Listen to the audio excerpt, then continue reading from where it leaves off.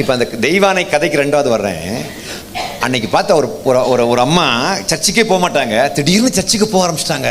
ரொம்ப ஆச்சரியமாக இருக்குது, பேராச்சரியமாக இருக்குது.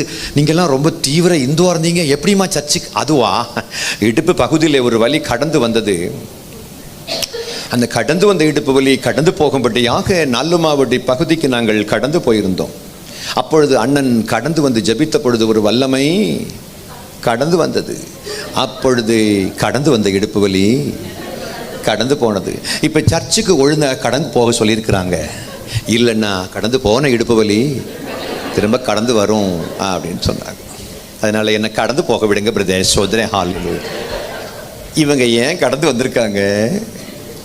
கடந்து போன இடுப்பு வலி திரும்ப கடந்து வருங்கிறதுக்காக மிரட்டி கடந்து வர வச்சிருக்கிறாங்க.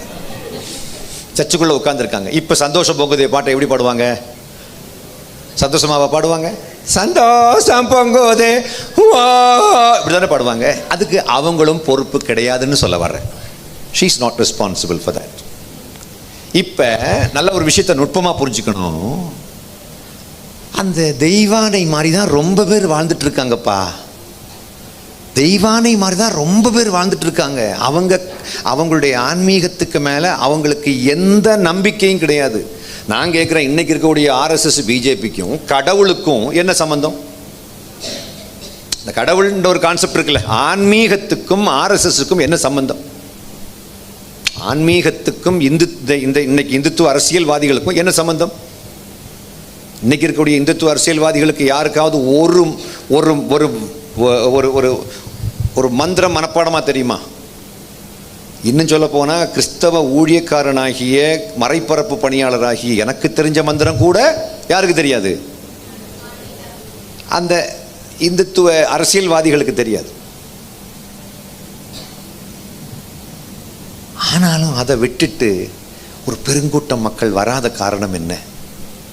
இல்லை, தெய்வானையுடைய ஹஸ்பண்டை விட தெய்வானை கும்பிடக்கூடிய கடவுளை விட தெய்வானையுடைய ஹஸ்பண்ட் பெட்டராக இருக்கணும்னு தெய்வானை எதிர்பார்க்குறாங்க.